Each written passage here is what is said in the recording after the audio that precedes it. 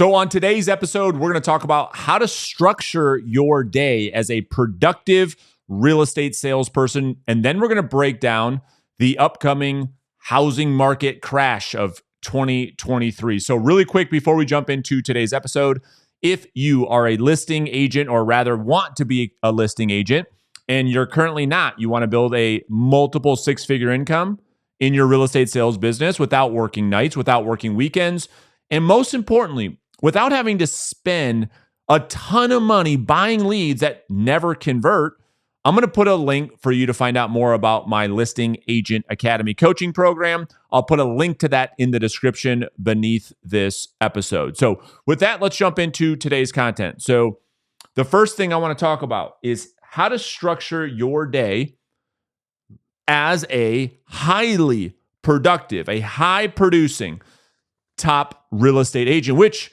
I have to, I guess, assume that is what you want to be if you're here watching this content right now. So let's break this down. The way in which I look at this is the way in which I lay out the daily structure for agents that I coach that I think you might find a lot of value in, but you can be the judge of that. All right. So I look at this the same way as I look at maybe a football game, and stick with me. Even if you're not a sports person, I understand the sports analogies sometimes drive non-sports people crazy, but I promise to you that this is going to make sense. All right. So the way in which I have this structured is the day broken out into 4 quarters with a pre-game plan, a halftime plan, and a post-game plan. So jumping into the pre-game plan before the day starts, here is my recommendation. This is probably in the hours of between 6 a.m. and 8 a.m. I recommend that you do a couple things. Number one, that we're role-playing and practicing our scripts and objection handlers with a role-play partner. Now, for those of you that dismiss that automatically and say, oh, yeah, I've heard that before, let's get into this a little bit deeper. Role play and practice is not the time to talk about the weather, talk about the kids, talk about the game last night. This is designed, structured time for you and somebody that has the same level of commitment to success as you to truly get better, to work on our craft of becoming a great salesperson. So when you're working with your role play partner, we want to make it as realistic as possible without being overly defensive or overly challenging for our role play partners so that our role play partners can leave the role play session, this goes for you as well, with confidence as the warm-up, as they're starting their day. So make sure that your sessions are no more than 30 minutes. Really, they need to be 15 to 20 minutes where you and your role play partner are getting as many reps as possible. Maybe you're working on the new cold call opening script. Maybe you're working on a for sale by owner script or an expired objection. Get reps, as many back and forth. We can BS and bullshit and talk about whatever we want later, but this time should be structured to the point and that we get the most value from one another. The second thing is to review your business plan. So once we get out of role play and practice, now we've got our business plan that always stays with us. This isn't a document that you make once a year because you're all excited about the new year. You shove it in some drawer that you never see again. This business plan that should outline your vision, your mission, your goals should be a document that you have with you at all time that you review. This is why I'm doing this. This is why I said these things were important. Here's the action plan that I've built, that I have committed to, that will result in me achieving the goals that I have set. The next thing is that we're waking up at the same time every single day. We don't change it up. Build a routine, a pre-game routine that you wake up at the same time, you go and work out, and after that workout, before you role play, before you review your business plan, we're taking a cold shower. I don't want to make this video about the cold shower. I can just hear you in the comments right now. Oh, cold showers, blah, blah, blah. If you do it, you will find all of the benefits as to why you should consider taking a cold shower in the morning. For those of you that do take cold showers in the morning, you know the benefits. So that is our pre-game routine. Now we get into quarter one. Quarter one is from 8 a.m. until 10 a.m. It's very simple. It's very basic. We're going to prospect and have new conversations with prospects between 8 and 10. That is what we do in the first quarter of the day. The first 2 hours of the day, we're having a minimum of 20 conversations with new prospects. This does not count lead follow-up. So our goal in the first quarter is to have a minimum of 20 new conversations with new prospects of which we've never talked to before. This is our top of funnel activity to continue to fill the sales pipeline. That is what we do in Q1. Let's move on to quarter two. Quarter two goes from 10 a.m. to noon every single day. Here are the 6 things I'm going to have you do with inside Q2. Number 1, lead follow-up. And yes, contacts from lead follow-up should be counted in our daily conversations, but not to be confused with our 20 new conversations. So this is when we're going to be following up with all of the leads in our sales pipeline. Remember, most of your appointments will come out of lead follow-up, not lead generation. Number 2, we're going to confirm any appointments on the calendar during this period of time between 10 and noon. So if you've got a listing appointment, you have a showing appointment, you have an inspection, you're going to meet an appraiser, any in-person, face-to-face appointments, any phone appointments, any Zoom appointments, any appointment on the calendar with anyone gets confirmed between 10 and noon. Number 3, this is where we can finish any last-minute appointment preparation. Maybe you've got an updated CMA. Maybe you got to do a seller's net sheet for one of your listing appointments. This is when you're going to prep for those appointments. You don't do it first thing in the morning. We're going to do it in Q2. Number 4, prospecting cleanup. This is massive, okay?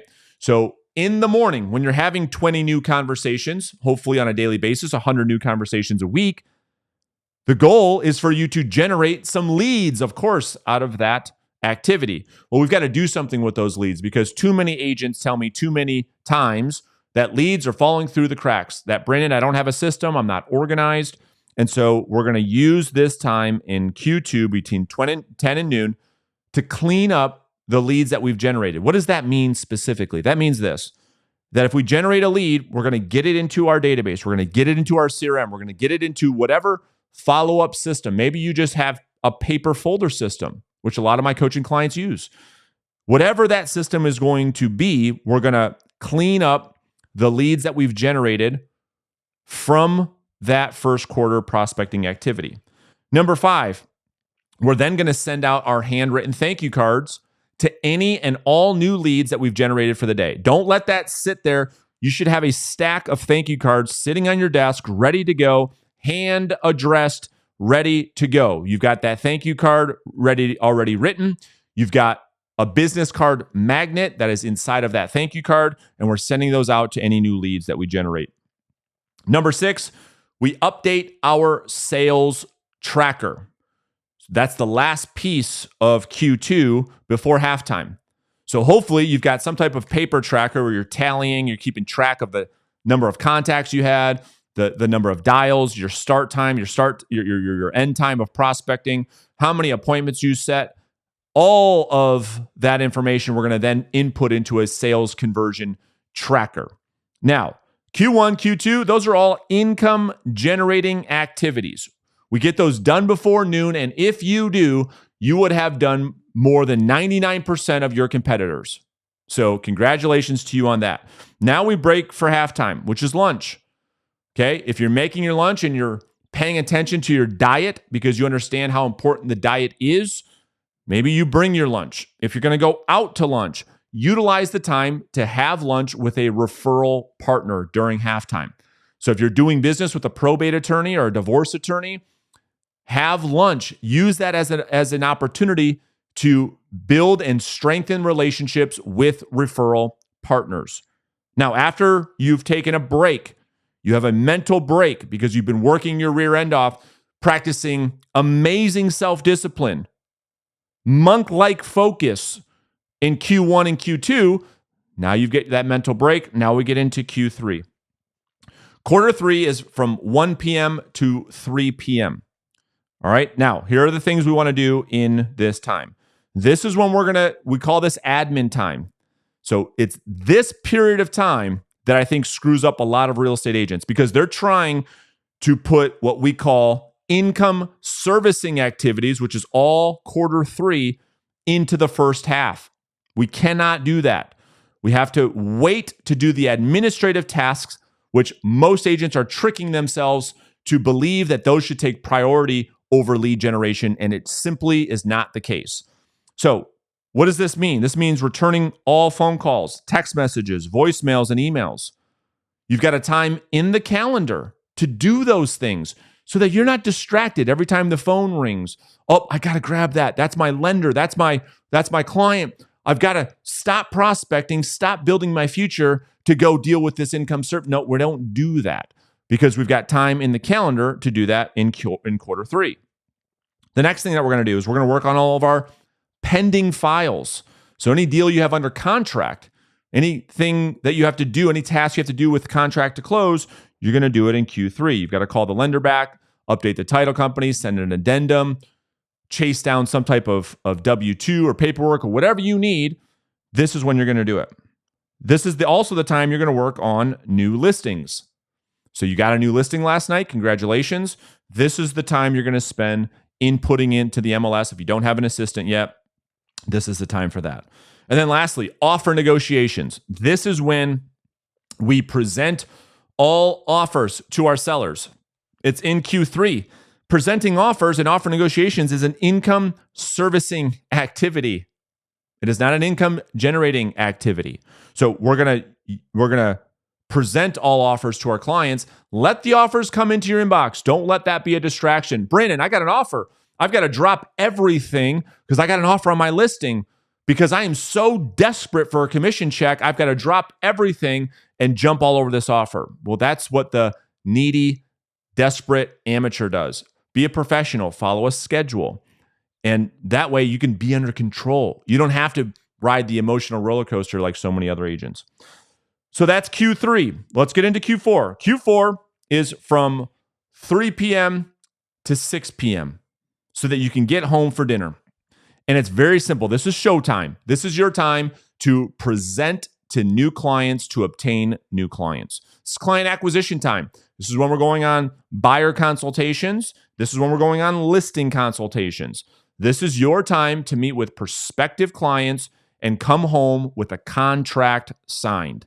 This is when all of those meetings should take place. Let's get into post-game. Now that the day is done, we get into post-game routines.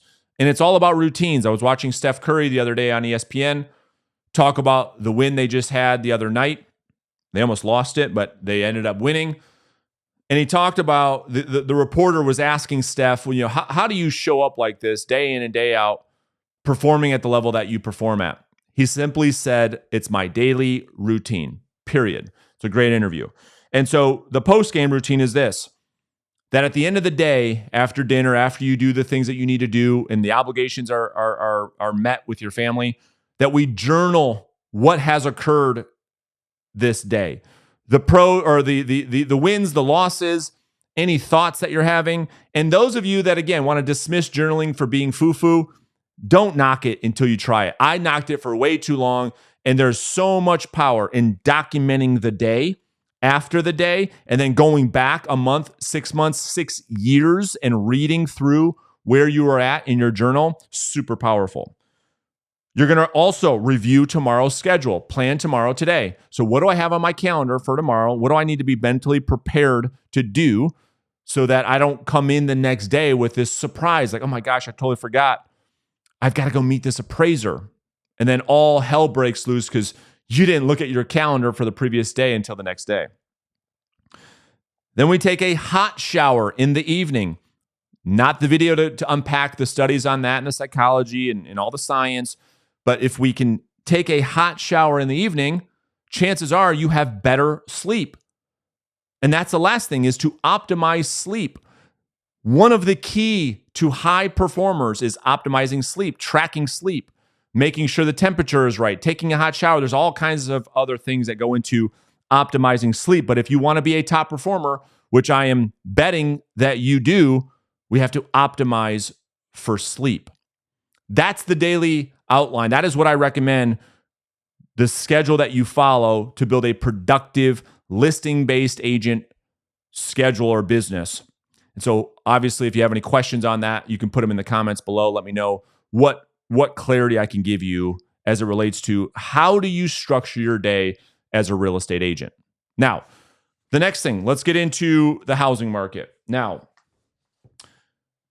leading up to 2023 and early 2023, late 2022, leading into 2023, the mass media and others have led everyone to believe that we're going to get into this massive housing market crash.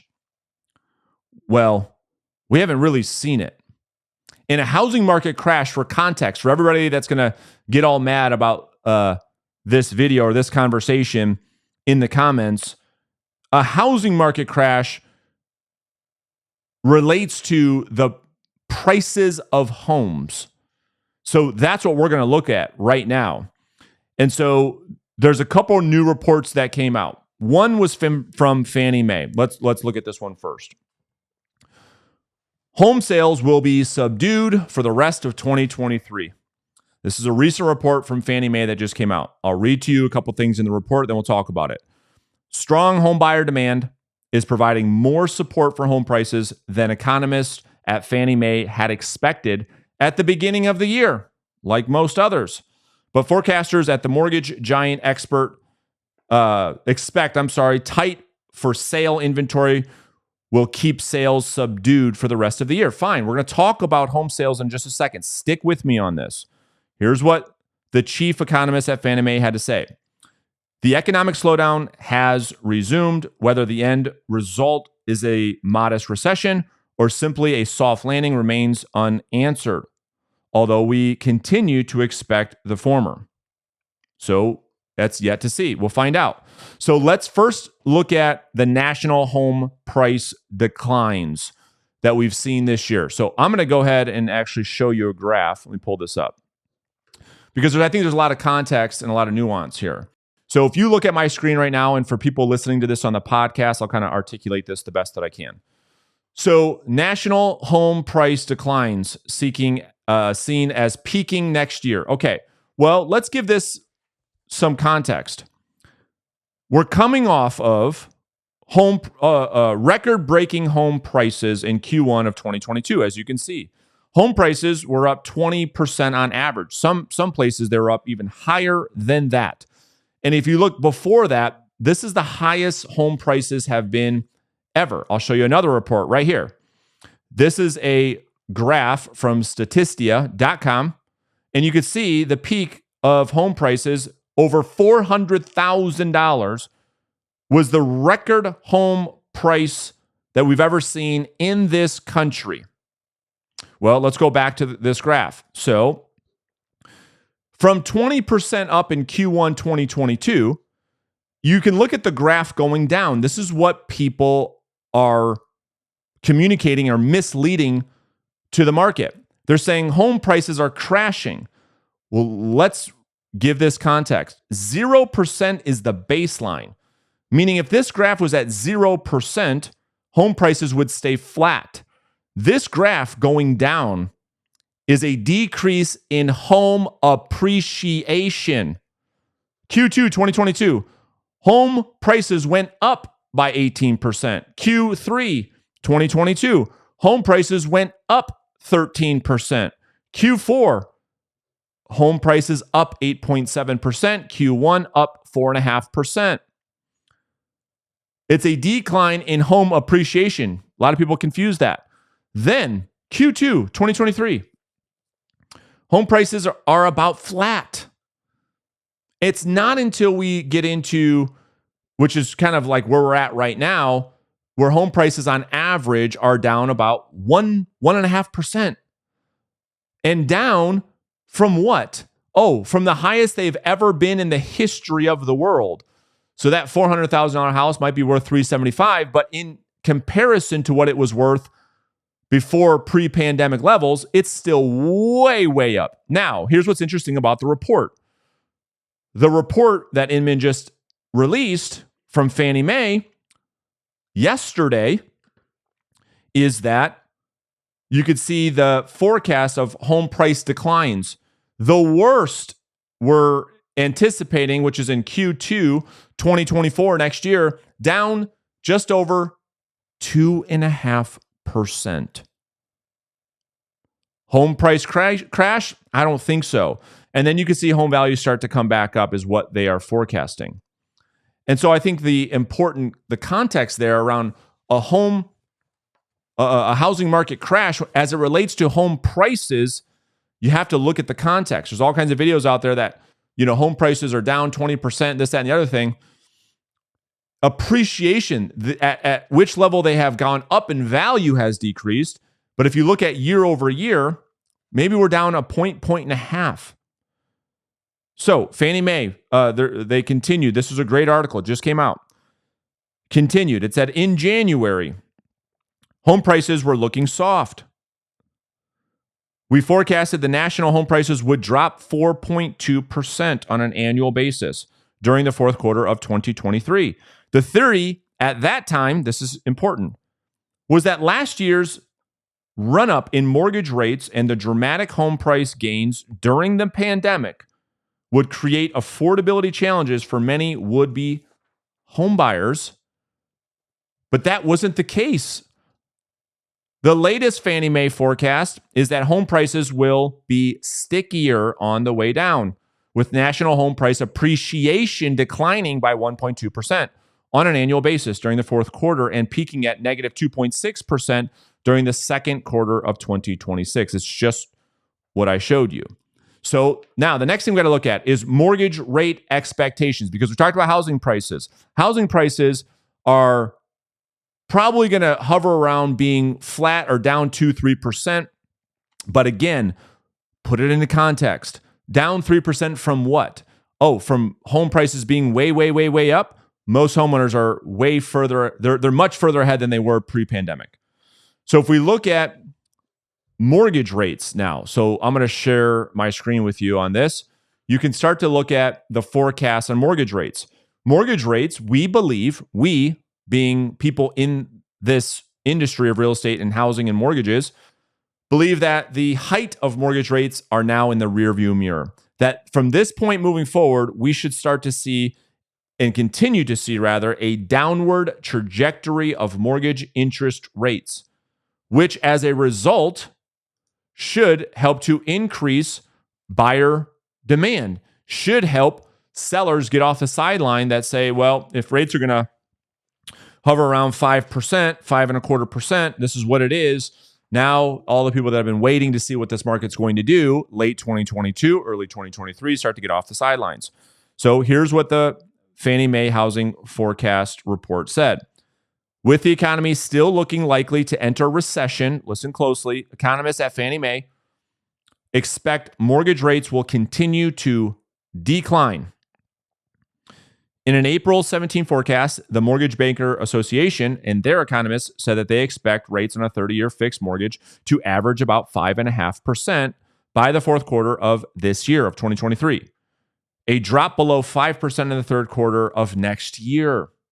So if we see rates drop beneath 5%, you will see a frenzy of buyers and a frenzy of sellers who've been waiting to see what will happen with this housing market, get off the sideline, and we should start to see this housing market pick back up, because home sales are the thing that are making all the headlines with this housing market crash talk. Now, let's give this some context. Is it true that home sales are down? 1,000%. They are down. There's no doubt about it. Here's a graph on screen. 2021, we saw just under 6.2 million home sales.